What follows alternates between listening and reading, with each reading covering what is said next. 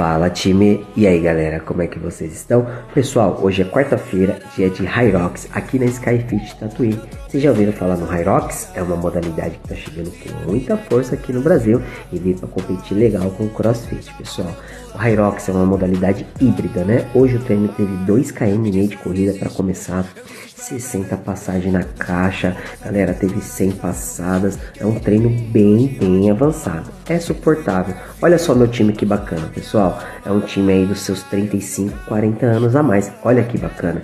Esse é o nosso público que a gente traz aqui para Skyfit. Tô aqui mostrando alguns exercícios, o professor treina, tá bom? O professor mostra o exercício, o professor faz a aula também.